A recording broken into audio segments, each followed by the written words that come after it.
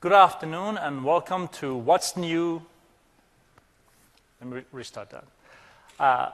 To building .NET apps for devices and services. Sorry, I still have memories from yesterday's session. Can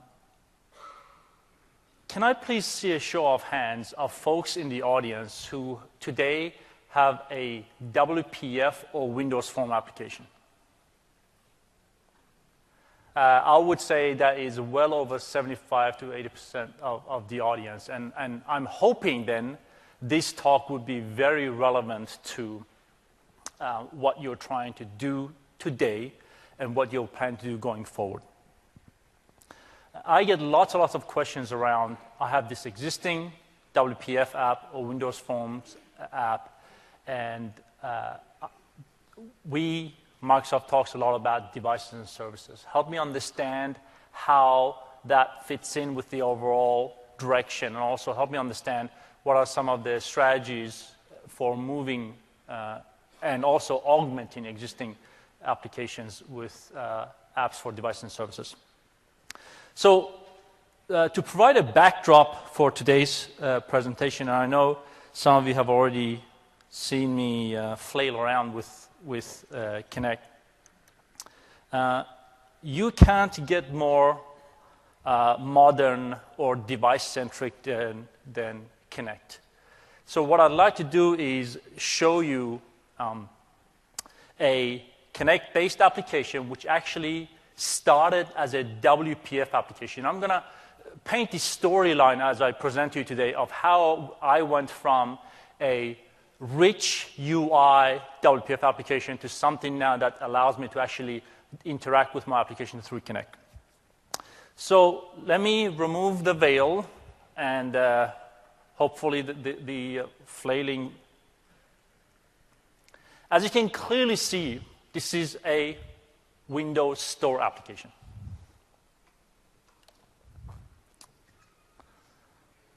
And the idea behind this application is the conference organizers basically have an existing LOB application. It's written in WPF. And today, a number of the talks today are being presented live. And the next step is to improve the application so that users can interact with the presenter in a rich and meaningful way. So what you see me doing right now is it's a WPF application that is taking the feed from Kinect, and then what is happening is it's serving that feed up to this Windows Store application. And so that WPF application is interacting with a C++ component that is getting that feed. So through this application, the idea would be that you in the audience can have a, let's say, Surface or a Windows Phone, and you can interact with me. The things that you can do, for example, is obviously you can see my interactions, but using your device, as I start to flail around, you can do things like change the camera angle. So if you want to view me from different sides of where I'm currently standing, you can do that. The other thing that you can do is the organizers are very keen to provide real-time evaluations. So let me go ahead and change the camera angle. So what they want to do is provide the ability to assess live. So if you don't like this presentation, throughout the presentation what you could do is throw tomatoes at me, and I would get the actual number of times that people threw tomatoes at me. I would see that on my dashboard as a presenter, and hopefully I would try and improve as I'm presenting. Or if you're very impressed with what's going on, you can actually throw flowers. So, but the point that I'm trying to present here is I did not rewrite my existing WPF application. What I did was I basically reused the existing code. I used the existing set of components and DLLs, and I basically augmented my application so that the audience can now interact with the same application. So let's now go through that journey a little bit, and I'm going to switch to my PowerPoint. But the point that I'm trying to present here is I want to start off by setting the frame for this conversation. So, you know, applications are evolving from being apps, in my humble opinion, to experiences. It used to be that 5 years ago, I would say, I'm going to go home, open up my browser, type in www.netflix.com, and start watching a movie. Now, as I'm having a coffee with someone, and they mention, for example, Breaking Bad, which is a TV series, by the way, great TV series, and I haven't seen it yet, I'll just add it to my queue via my phone. I start watching it on the bus on my tablet. I go home, fire up my Xbox, and I continue watching the movie, right? So there isn't really, in my opinion, a single application anymore. It's an end-to-end experience that we as developers need to think about every time we want to enable a new experience or a new scenario. Can I see a show of hands, folks who are now trying to target multiple devices today? Show of hands. Okay. And I imagine it is not just Microsoft devices, correct? I imagine there's iOS as well as Android as well. So it's the de facto way of doing things going forward. And the reason why I say that is I actually believe the definition of what an app is changing. And this is crucial to our conversation today. In the 80s and 90s, an app used to be an Xeon machine, right? What happened in the first decade of 2000, an app is an Xeon machine and a website. Now when you speak to someone about what is an app, it truly is an ecosystem of experiences. So it could be something running on your phone, on your tablet, on your PC, on your Xbox, in your car. It could be a gamut of things, right? So you can imagine, how do you go about keeping up with all these new form factors and devices as you go forward? In my humble opinion, there will be a time where that may not be tenable. The proliferation is just gigantic. So let's talk about the scenario where you have an existing asset today, whether if it's WPF or Windows Forms, and we talk a lot about this application modernization, modernize your applications, and I want to talk to you a little bit about what that actually means. So clearly, this is a very obvious slide, but development targets are evolving. We used to all have beige or black PCs on our desks, and ginormous 15-inch, 17-inch, 20-inch CRT screens. And that is fundamentally changing where everything is now touch enabled. And the screens, as you saw from the first day keynote, are massive, right? So you have this huge breadth of devices that you're trying to reach with your users, with your customers. Obviously with phones, feature phones used to be the name of the game. Now smartphones are really, I would say, especially in the Western world, smartphones are the way that people are consuming data on the road and when they're highly mobile. And last but not least, let's talk about the server piece, where in the past and to a large extent still, folks are writing applications that run on servers or interact with servers. And now with the cloud, you have both a public cloud as well as a potentially a hybrid cloud where you can host your applications either on-prem or in the cloud. So that is the landscape that all developers are trying to deal with. And I imagine every one of you today in the audience is trying to grapple with this same set of problems, right? In the past and to a large extent still. So, while the targets are also changing, application patterns are changing. So, we're going from client-server, which has the established patterns, to now devices. And I really want to make it clear here that, when I say devices, it is the entire device ecosystem. So it isn't just Microsoft, but it's also Android and iOS and the other platforms as well. And it's also a set of services that are not just Microsoft services, but set of services across the board as well. So the development targets are changing. The application patterns are evolving. So the question is, you as developers are now essentially are not stuck, but you have to deal with this set of complexities that are coming about. So this is meant to be a roadmap of how do you think about your application going forward. So if you have today a web application, which primarily was a web PC form factor, the way we think about it now is essentially a web tablet form factors, right? That's how we think about the kind of evolution of the web PC form factor. Today, when we talk about native applications, and when I say native, I do not just mean native C++ application, I mean applications that run natively on the machine. We think about not only desktop, but also Windows Store, Windows Phone, as well as non-Microsoft applications.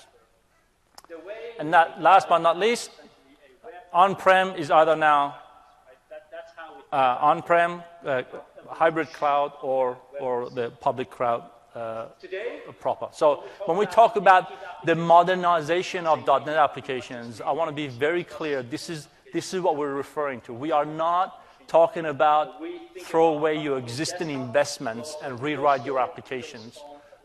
In my humble opinion, that might have been tenable in the past, where essentially, the PC form factor was the only form factor, and therefore you knew exactly, you either had an x86 or an x64 architecture to deal with pretty much the same dimension screens. That is fundamentally changing, and in my opinion, having to rewrite the application every time there's a new form factor is just simply untenable. Now, the one thing I can promise you is two trends are fundamentally disrupting our industry. Devices will continue to proliferate. I cannot tell you right now what devices will look like in 3 years, but I can tell you we will see things that we cannot imagine today. So in the keynote as well as in the hallway, you've probably seen a few 3D printers, right? The device movement is for real. It isn't a fad, and what you're going to be seeing are things like Xbox One, and what you see in the middle is a MakerBot. And on your right-hand side, for those of you who hang out and are device geeks like me and hang out on Kickstarter, you'll notice that is an Oculus Rift, which is a virtual reality headset that is priced at $300 or less. 2 or 3 years ago, in my opinion, that was unimaginable, right? And they have Unity integration, and you'll be able to write applications now that have full virtual reality capability. And rather than your customer spending $10,000 on a VR headset, they'll spend $250, $300. So this movement will just continue and will absolutely blow up in every single form, right? And I just cannot imagine how people will be able to kind of rewrite the code for everything that's going to come out. The other thing I want to emphasize is that the cloud movement is just beginning. We have not even seen the start, in my humble opinion, of how the cloud will actually disrupt the industry. When I talk to the majority of our enterprise customers, regardless of whether it's Fortune 500 companies or all the way down to more of a mom and pop shop where they're perhaps creating a small accounting software package, as well as large ISVs. Most of them are still thinking about what does it mean for me to move to the cloud? What does it mean for my existing investments? And I hope to clarify some of that going forward. Okay. I spent the last 10 minutes framing the conversation that I want to have today, and it's because ultimately, in my opinion, these are every developer's expectations, and that's how I think about the problem. If you think about the device proliferation and the cloud disrupting pretty much, every single thing that's out there, it is expected that developers should be able to reuse the existing source code and across devices. The other thing I think developers will get to expect more and more of going forward is a new device does not constitute a reset. Just because there's a new device doesn't mean you throw away everything that you have and then rewrite again. And guess what? 9 months from now, there's another device. And then 6 months after that, there's another device. And what will happen is ultimately, kind of code will get stuck in time per se because the pace is just is way, way too fast. So I think we have to approach the problem from a fundamentally different way where writing code to be portable and reusable is the way to think about the problem, because it is no longer the case that you can easily, or with a pretty high certainty, imagine what the future is going to look like even 3 years from now. Because if anyone tells you what the future looks like 3 years from now, in this industry, I would say you need to second question that. So, all right. The crash that you were seeing, for those of you who came here early, was I actually wanted to show you the start of this demo. But that's okay. We're a few minutes in, but let me start from that. As I said, the examples I'm going to walk through today is a conference organizer, and they basically have a line of business application that allows them to manage conferences. So a conference just like this. It's a very rich WPF application. There's lots of controls that you can refresh, see what's going on live as people are evaluating sessions, as the press is providing feedback, and so on and so forth. And it's a very classic thing. It's rich UI with on-prem database. And the question is, now I want to move this forward. What does that actually mean? If you remember early on, I talked about the definition of, in my opinion, app changing to experience. And this is what I mean about the experience continuum, right? It is not the case, in my opinion, that you should abandon your existing assets, such as in WPF or Windows Forms. It is all about looking at the workload, looking at the experience that you want to provide for your customers, and going with that. So let me go through this example really quickly. So obviously we have the desktop, which is a very rich WPF application. And then we have the tablet. This is where you want to provide mobility. And as you saw, this is where I had written a Windows Store application that would interact with my WPF application through Kinect, right? And if you want to go ultra mobile, this is the exact same application with lots of source code being shared on my phone as well. And then if you want to have reach, remember I talked about reach on the desktop and reach on the web. Things like single-page applications are extremely popular now that you can then go and write for. And then last but not least, NUI. In my opinion, NUI is another big disruption that's going to continue to evolve. Touch is obviously already there, as you saw, gestures. And I think one of the sleepers right now is voice, in my opinion. It's somewhat still distant, but there's a tremendous amount of good stuff happening, both in research as well as the engineering departments that, in my opinion, will really start to change the way people interact with the application. So now you have to think about, how do I add voice? How do I add gestures? How do I have it? It's a lot of functionality that you have to add. And if you have not written your application with portability in mind, this is where you're going to essentially start to pay the taxes. Because the tax man cometh, whether you like it or not. And the thing that is the connective tissue right there is the cloud, ultimately. And everything in the future will go to the cloud, regardless of whether it's a hybrid cloud or it's just the public cloud proper. Okay. Now let's talk about .NET and within the context of the conversation that we just had. .NET is truly part of the fabric of every single Microsoft platform.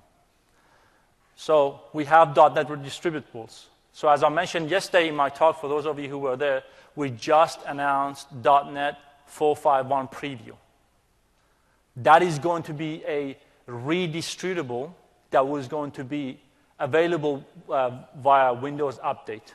That means sometime in the future, hundreds of millions of machines will have .NET 4.5.1 installed on them going forward. And so the fact that we want to continue to add value to existing applications, that will not diminish. I think that will continue. With Windows Phone, with Silverlight Windows, I mean, every single platform that you look at, .NET is a core component, and our commitment to .NET will continue as these platforms evolve themselves, right? Just think about it. Windows Mobile 6.5, Windows Phone is very different than what 6.5 was, but we continue to evolve as these platforms move forward. I briefly touched base on this in my presentation today, but I want to use this now to clarify how I think about the reuse problem. When I think of .NET, there are essentially 4 core components. There's the core runtime, there's a sort of libraries on top of the runtime, there are essentially sort of languages that then you target those libraries or APIs with, and then there's tools such as Visual Studio that will basically allow you to write applications. I would say the pain point that most folks grapple with is that, the runtime, it's I would say, a very stable platform. Things improve over time, performance gets better, security gets better, reliability gets better, but ultimately it's a very stable foundation. Languages, folks like Anders Hallsberg and co. continue to make great strides in improving our managed languages forward. And in tools, hopefully you saw the latest and greatest as far as things like async debugging and managed return values and so forth are concerned. What about libraries? And with libraries, the one thing I really want to clarify is libraries provide both general and platform-specific capabilities. And I'm going to dig into that a little bit later. Okay. Can I please see a show of hands? Who here identifies with this image? And let me describe to you what this image is. This image is, I want to target the various platforms or devices that Microsoft provides. And therefore, what I've done is, for every one of those, I've created a different project, right? And now I have to figure out how do I deploy, manage, service every one of those projects. Can I please see a show of hands? Okay. And for us, when we think about how do we help fix this problem of project proliferation, we think about portable class libraries, which was introduced in .NET 4.5. With portable class libraries, for those of you who have not used portable class libraries, it's one source, one project, one binary, multiple platforms. And so the idea here is that you are no longer creating, and if you remember I mentioned at the beginning of the presentation, all these devices coming up, you're no longer creating and rewriting your code for every single one of those devices. You will, through PCL, refactor your code such that the core components, such as your model and your model view, are pretty much kept consistent, and it's only the view that's changing over time.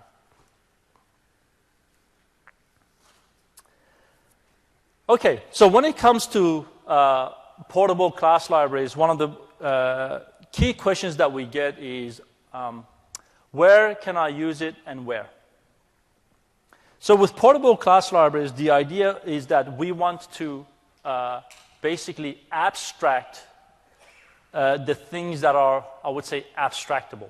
What I mean by that is things that are not platform specific, and I'll give you a very simple example here. Sensors on devices. Sensors on devices are very platform specific. So typically, you cannot abstract that away in something like a PCL because each platform has a different set of sensors. For example, the way you interact with Xbox through the controller is very different than the way that you interact, for example, with Xbox through your Surface, right? Very, very different. But the idea is, where it makes sense, we have basically allowed all of the functionality of .NET to be captured in portable class libraries. And you'll see in a second how, through NuGet, now you can have all these benefits as well. So how does portable class libraries fit within the development approach? can I please see a show of hands? Is anyone today using the MVVM model? Wonderful. I am extremely happy about that. And the reason is that is our recommended way of code reuse, regardless of whether you're writing a desktop application, whether you're writing a Windows Phone application or Windows Store application. Just very briefly, for those in the audience who haven't had a chance to interact with or use MVVM, the idea is you basically have models. These are essentially your data objects, your business logics. And these things are very portable. Your view models are essentially, I would say, the eventing system and what information to display and the flow of interaction. And then last but not least are the views, is how do you display your UI. And on WPF, that is all in XAML, for example, right? In Windows Phone, that is different. And also in Windows 8 and 8.1, that is also XAML. So the way it basically works is that the view model references the model, and then the view basically data binds to the view model. And in this architecture, the view has no idea what the model looks like, and vice versa. The model has no idea what the view looks like. And that makes a tremendous amount of sense.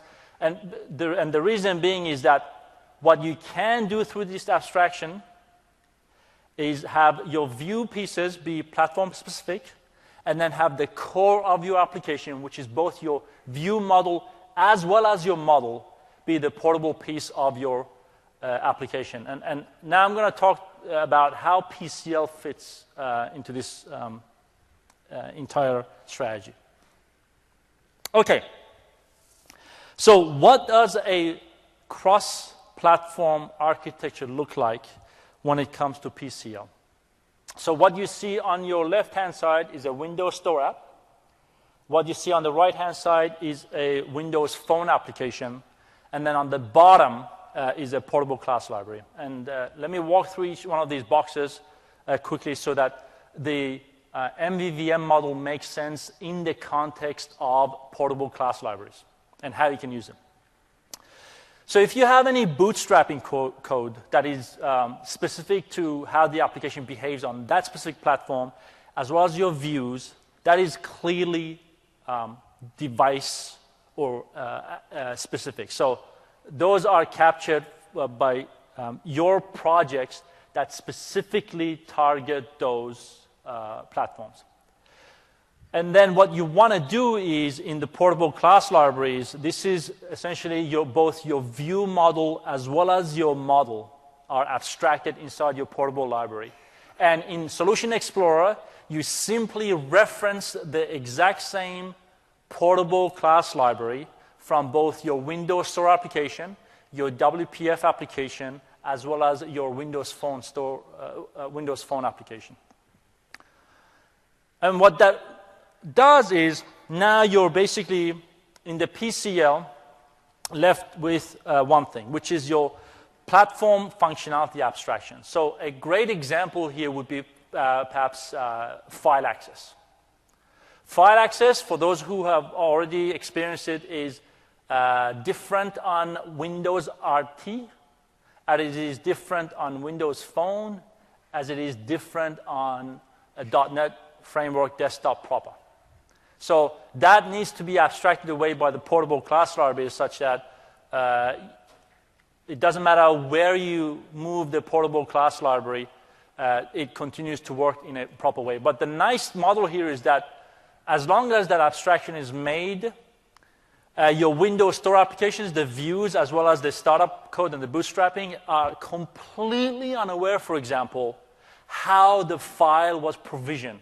Right? When you, for example, say open file, and then you open up the open file dialog, that is completely handled by the portable class library, as opposed to your view being in any way tainted with knowing what is going on at the file level, which you don't want. Because as soon as, and this is a really important point to remember, as soon as you start to bleed that functionality, the platform-specific functionality into your view, that is where you run into problems, because you now have to literally rewrite your code every single time you are targeting a different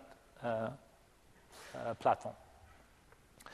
Let me quickly switch over and show you what that actually looks like in the solution that I was showing you. And this is a real-world example. Every single you're still here. that's out there. It is expected that developers should be able to reuse the existing. And you can go as well. Okay, I'm going to open up. It's already open. Wonderful. So let's start with this. This is my portable class library. As you can see, it doesn't look any different in Solution Explorer. But the one thing that you notice is when I go to properties, the property pages look pretty different than normal. And this is where you can now choose the target framework that you want your portable class library to target. So clearly, here we're saying we want this PCL to target 4.5 and higher, Windows Store apps 8 and higher. By the way, I am using Visual Studio 2013 preview, so this will look a little bit different on Visual Studio 2012, Silverlight 5, as well as Windows Phone 8. And what this looks like from a application perspective is I'm going to pull up now my dependencies. There we go, project dependencies, and look at this.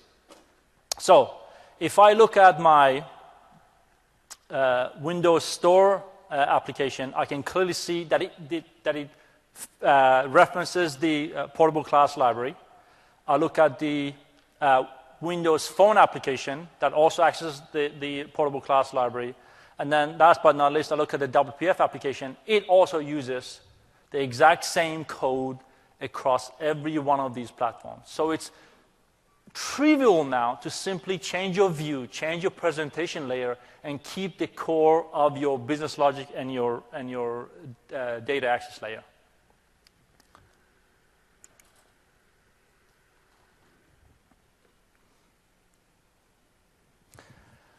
Now, the other thing that I wanted to highlight here is that if you have platform-specific functionality, I used sensors as one example. If you're accessing things like sensors, it's important that you do that as part of the project that you're targeting the actual platform with. So in this case, this would not be part of the portable class library. Again, as I mentioned, if that happens to bleed through, you basically poison your portability strategy to a point where you now have to do if-defs and rewrite your code as you target different platforms. Okay, I've talked a lot about the client part of essentially .NET applications. What does the server side look like? I'm going to touch on this briefly. There's a lot more detail that I'm going to provide you links with, but let me actually touch base on that. So the strategy as far as the cloud piece is concerned is by using the Azure App Fabric, and this is where you can now essentially, by following a pub-sub model, you can push events into essentially a queue, and this is the queue here. And then depending on the actual subscribers themselves, this subscription will either, in this case, target subscriber 1 or 2. As far as how you target the Azure Fabric, for this example that I'm going to essentially show you the link for in a second, I have written another portable class library that basically talks to the service bus. Again, provides abstractions. So that what it looks like here is, it's actually one of our team members, his name's Dave. He's written an application that is basically a don't forget the groceries list application. That when his wife, for example, asks Dave to add ice cream to his shopping list, Dave can basically receive the notification on his device through the Azure App Fabric, which is then accessed through the service bus portable class library that was written also. Now, one thing I mentioned at the beginning was this continuum of experiences.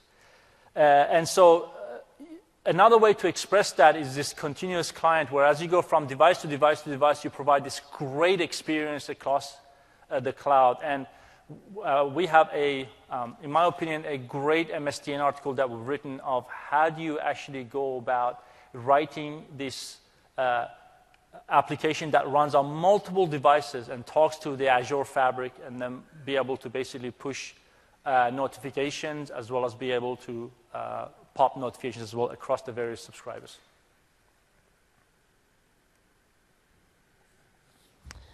Okay, so let's quickly look at what we've talked about so far. We've talked about using portable libraries to share code across the different platforms.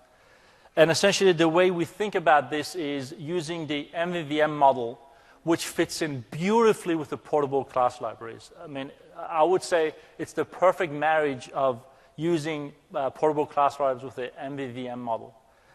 And for those of you who have not used MVVM, it's actually, the name sounds somewhat complex, but the actual concept is extremely simple. And if you haven't looked at it yet, I would highly encourage you to go and look at the MVVM model. And then I would say the portable class library strategy makes perfect sense, and how you use it with the MVVM model. As I mentioned, it's the way you use portable class libraries in the MVVM model is to basically put both the models and the view models in your portable class libraries. And then, as far as your platform-specific views are concerned, these are essentially your UI, or presentation layer. They would go in your view. And if you saw what happens then from Visual Studio, I would essentially reference my portable class library from each of those platforms. And then for the non-portable functionality, as I said, things like file access, you basically create abstractions for the non-portable part. And then you have to target the abstractions per platform. This is where, things like on Windows runtime, where isolated storage is being used instead of the system.io.file, you'd have to write platform-specific code to understand what that actually means on Windows proper versus, let's say, Windows Store versus Windows Phone.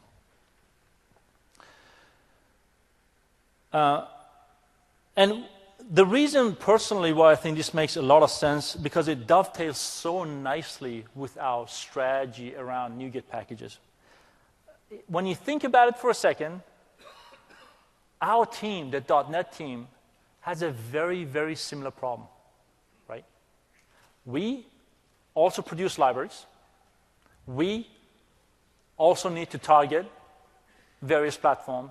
So we certainly cannot be in the same kind of dilemma that I mentioned before, where as all these devices come online in the next years, we have to kind of rewrite and maintain across now, who knows, 20, 30, 40 different devices going forward. So our strategy for essentially releasing portable class libraries is NuGet. And for those of you who haven't used NuGet yet, it's essentially the package manager inside Visual Studio. It's a fully supported platform inside Visual Studio. We have a whole team working on NuGet. And as I said, it's completely integrated within Visual Studio. And so we released system composition as well as TPL data flow with around when .NET 4.5 released. And what we've also done since then are things like HTTP client, async, and so forth are now available on NuGet. I really want to make a very important point here. By us being able to essentially release these libraries on NuGet, what it means is you no longer have to wait for the next version of big release of .NET Framework to be able to use the same functionality. For example, for some of the libraries that we released, you can actually now target these libraries from within Visual Studio 2010 and Visual Studio 2012. Because when you think about it, these are simply libraries. There is no strong binding to the runtime here that prevents us from shipping these independently. So you get this exact same goodness regardless of whether you're using Visual Studio 2010, 2012, and obviously 2013 preview as well. So when I kind of step back and think about the strategy that we are following, which is allowing essentially our customers to use NuGet packages and the portable class libraries to not only target the latest and greatest runtimes, but also be able to target platforms and runtimes that already exist out in the wild. For those of you who were there yesterday, I made this announcement yesterday that now we have the .NET Framework NuGet packages. So all the discussions that I've been having around portable class libraries and so forth, you can now access that through Visual Studio via a dedicated, curated channel that is 100% supported, maintained by Microsoft, where you can now get the same benefits of portable class libraries, regardless of whether you have Visual Studio 2012 today, Visual Studio 2010, or 13 for that matter. And one thing I'd like to briefly touch base on is the fact that we now publish 3 different sets of packages in a central location. Depending on, and we clearly also say, what the description is and also how many downloads have happened so far. So we have the first category is what are our sort of stable packages. Then the second category is pre-release packages. And I really, really encourage you, if you are looking for functionality where it is provided through the pre-release package, or you'd like us to look at a library or a set of APIs that .NET doesn't exist yet, the pre-release package is a great way to provide that feedback. So, for example, and you'll actually, if you go to this website, you'll actually see the interaction happening in real time. For example, as we release the latest and greatest version of, let's say, package X, you can go online, download it, evaluate it right then and there without having to download the entire .NET framework, tell us whether it meets your needs or not, and then we will basically take that feedback real time, right? And then since we don't have to wait for the next big release of .NET, which in the past has been every 3 years roughly, we can provide that quick turnaround and then be able to solve your problem. And through that, essentially the graduation phase is the pre-release package, which obviously includes portable class libraries, then graduates to a release package. But what I'm also really excited is that Microsoft isn't the only company that is providing these packages through our official channels. We are now also fully supporting these packages that are provided by third libraries. So, and one of the things that you'll notice is these packages were actually designed with portability and cross-platforms in mind. So by us supporting it, we will make it that much easier for you, hopefully, to simply go ahead and say, you know what, this is a package that's fully supported by Microsoft, even though it's provided by a third party. These packages are already built in a way that they're portable and allow me to target cross-platform. In fact, some of these packages, I'm sure many of you have already perhaps used them, they don't just target Microsoft platforms, right? They target Android and iOS and so on and so forth. So when I think about the strategy around building .NET devices and services that span multiple devices, it's a great way to get them that much faster, right? Because as us and our partners basically release these packages and the portable class libraries, it's so much easier to essentially reuse code without having to rewrite the thing on let's say, Windows Phone and Android and iOS and so forth. So personally, I am very, very excited about the ability to for us to provide a dedicated and supported channel in Visual Studio. And what I want to do very briefly, this is the 2013 preview experience. You can simply, if my mouse cooperates, right-click on the solution, and then, again, if my mouse actually, there we go. You can click on that. This is the channel for essentially all the packages, and if I just wanted the .NET Framework packages, I'm sorry, these are all the updates, so if there were any updates, and online,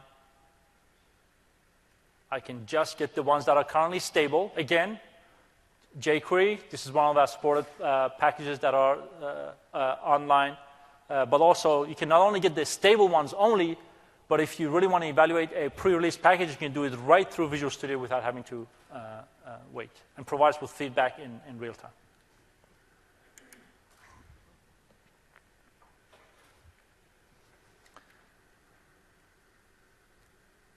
Okay. I have a, I would say, somewhat exciting announcement to make, and which I believe either happened last night or the night before, is that we have somewhat completely revamped our, if you go to Microsoft.com/net, our website, and we've now published a brand new set of guidelines of how do you write applications for both devices and services, and how do you move your existing investments forward? What we've done in this white paper is we have provided a clear roadmap for multiple scenarios. And I, in fact, you know what I might do? Let me see if I have that white paper available on this machine. Maybe this is all extended, okay.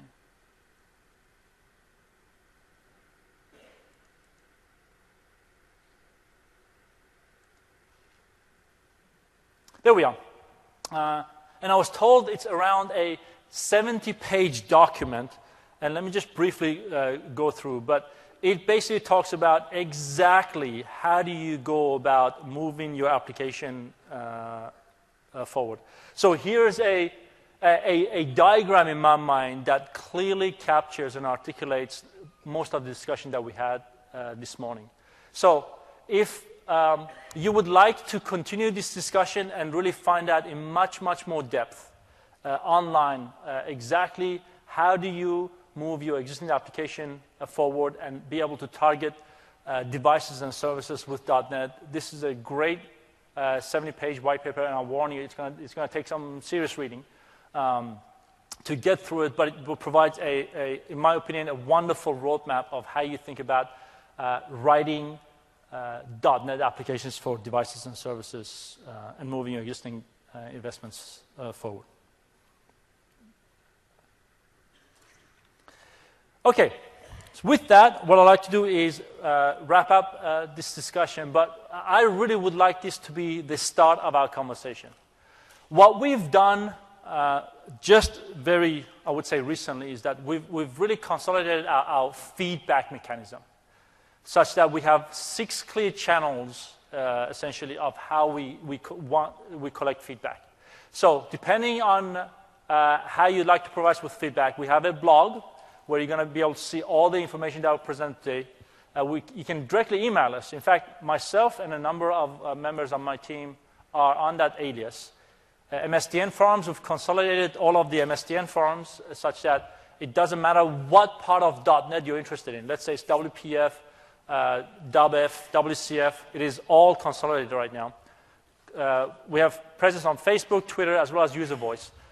We pay a tremendous amount of attention to things like user voice. So if you'd like to suggest a feature, or you'd like to provide feedback on a particular capability or an experience, this is a great way to interact with us moving forward. Okay, what I'd like to do is in the last 6 or 7 minutes, I'd like to open up for any questions and things that I missed in my conversation. Yes, please. Yes,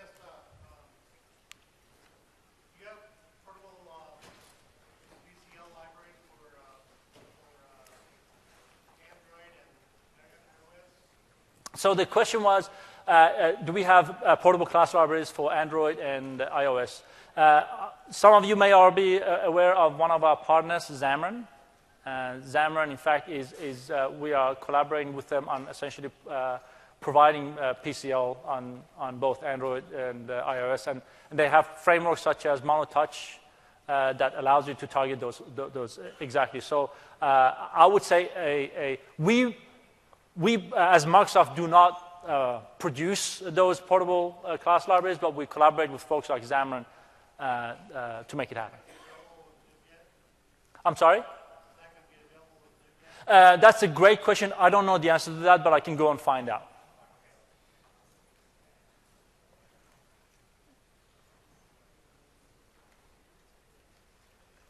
Oh, I'm sorry. Yes, go ahead. So great question. Is the source code going to be available? The answer is absolutely yes. Both the, in fact, this is one of the common questions that I get is people love to understand how you interact with Connect, for example, through C#. All that source code, I'm going to publish it on our official blog.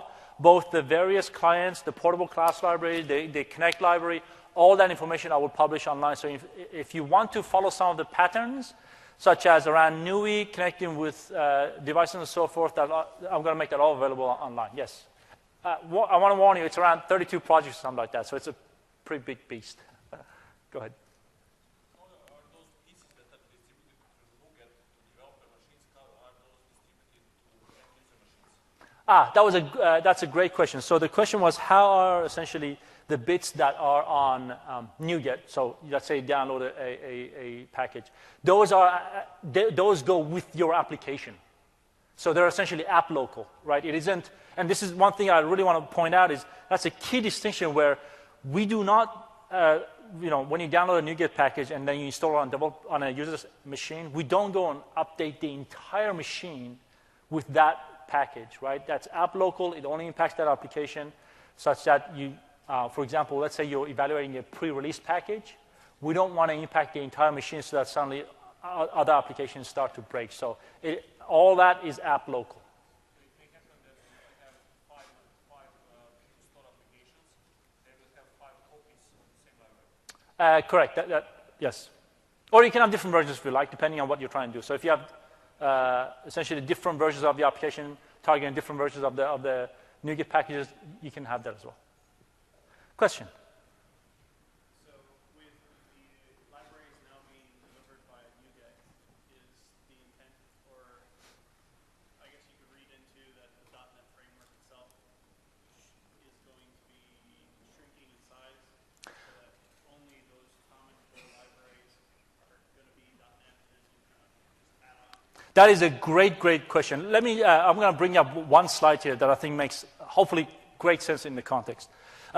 When we talk to our customers, they really would like us to keep the runtime stable. Like, don't touch it. We love, what you guys are doing with JIT and reflection, all that stuff. Don't touch that. However, with the libraries, we found is that we have very large enterprises that love the way their libraries are. They do not want anyone to touch the libraries. In fact, they have an app lifecycle policy that lasts for 15 years or something like that. But also we have the other spectrum where folks really want the latest update and greatest. So what you'll see happen is, I would say, features that have a very strong tie to runtime, like, I don't know, string, right? In my opinion, it never makes sense to release that as a separate package. I mean, that's just part of the actual being or DNA of .NET. But libraries that evolve much faster, and as you saw, we have a number of those.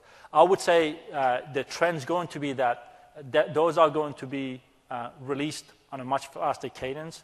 However, there will be essentially, I would say, releases where the entire thing kind of comes together going forward. But the one thing I want to stress is that we want to make this an opt-in model, right? So if you like your framework stable and exactly as it is, you can basically keep it as is. Or if you want to opt in and get the latest and greatest and additional libraries, right? So you'll have essentially going forward, someone might decide not to opt in any of the brand new libraries, in which case they'll just have the exact framework as is. But some of the features will essentially live in now NuGet packages. But go ahead.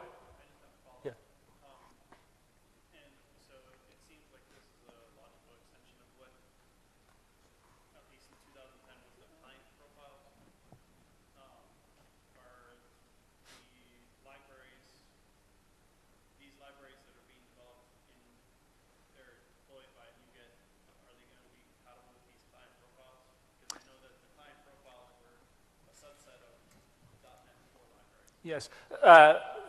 Again, that's a great question. What we do is that every time we publish one of these libraries, we make it very, very clear which of these profiles it supports, right? So some libraries, and I can't unfortunately remember the top of my head, some libraries, we say it's only supported for that profile and that profile, but not the other profile. So it's very kind of library dependent or specific. The one thing I also want to come back really quickly is I would say ASP.NET is perhaps a poster child of how I think about the problem.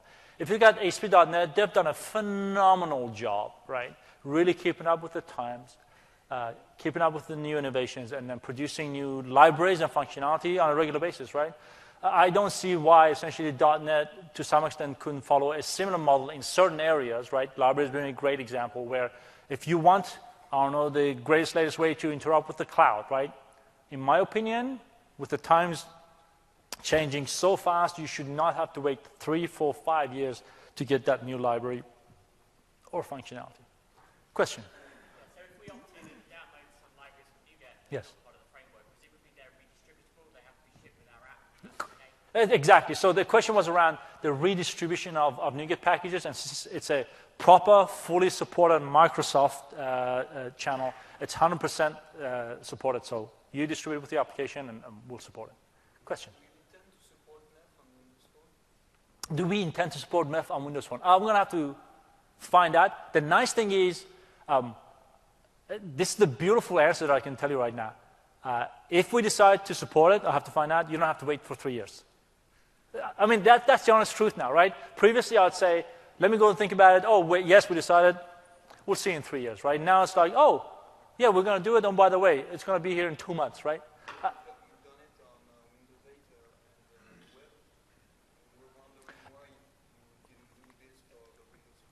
And that's exactly what I mentioned about the real-time feedback channel. Like, we literally look at that every single day. What do people want in libraries? And once we get enough requests, it's like, okay, we need to go and do that as well. I have to tell you, as someone working on the .NET team, I'm so excited about the fact that I can actually interact with you guys on a real-time basis as opposed to, it's like, oh, we're starting .NET version foobar. See you in 3 years. Now, here's the latest version. Hopefully you like it and drop it on you, so to speak, right? I'm excited personally. I don't know about you guys. Question? This .NET Technology Guide is amazing. Okay. But can you please turn it into like an interactive website as opposed to a 70-page static document? Okay. Okay, I would. I'm going to give you, if you don't mind, my card. I really want to dig deep into what you exactly mean. Hour-long conversation about this last night, and I didn't know it exists. And now it does. Okay. Great, wonderful. I appreciate the feedback. I'm going to give you my card. I really would like to understand what you mean by interactive, because we might go and do something and then come back to you and you say, this is not what I actually wanted, right? But so I'm just going to grab my card really, really quickly so I don't forget. Any other questions? Yes, please.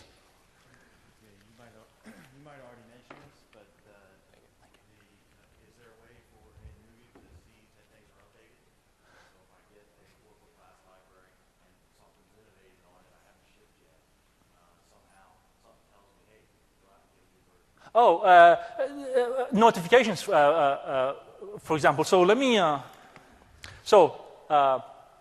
will have to see whether there's push notifications. I don't know about push notifications, but for sure, as soon as you go to that dialog and you go to the updates, there's an update section. It scans your solution and then says, here are all the updates. Would you like to opt in and download them? But I do not know about a push model. I'm going to have to find that out. Manager dialog, right? That's what I know of 100%. I do not know about push notifications, though, but I can go and find out.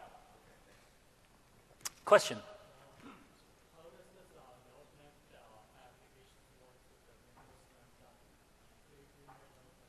Yes, sure. So the question was, how does the .NET applications work with the Windows runtime? And so I'm going to rewind for about 9 months ago when we released .NET 4.5. .NET 4.5 has great support for Windows runtime. If you were in my talk yesterday, we've added some additional capabilities, such as nullable value touch and struct and so forth, but we have essentially 100% support for Windows runtime. And the fact, I'm going to go to the extent of saying, you know, the Windows Store application that I wrote with the NUI and Connect, that is all written in C# and interacts with Windows runtime to show those capabilities. So it's a fully supported. We spent, I would say, all of our time in 4.5 making sure that we have great support for Windows runtime in .NET.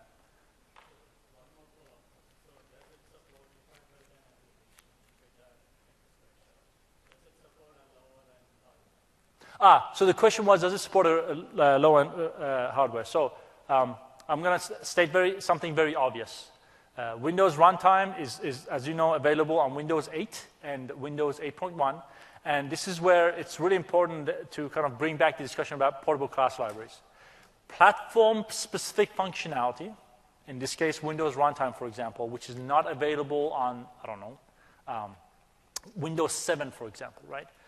In your actual portable class library, there needs to be an abstraction that says, you know, on Windows 8, which has Windows runtime, I do X, for example, but on Windows 7, for example, I do Y.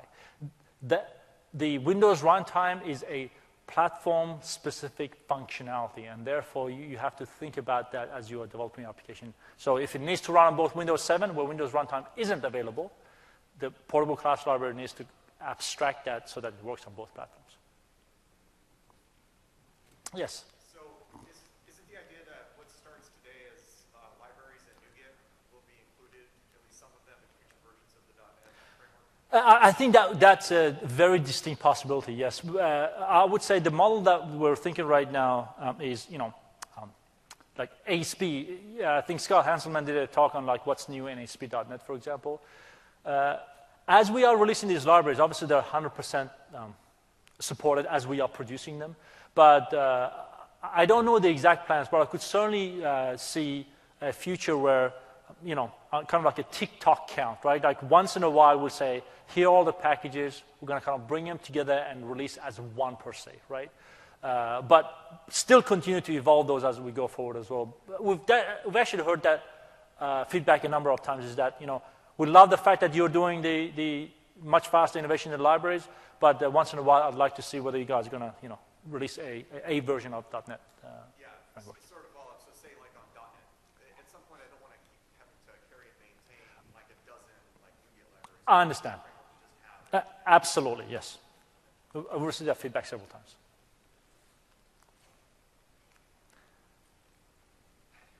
Okay, well, thank you very much for your time. You've been a wonderful audience, and have a great rest of Build 2013.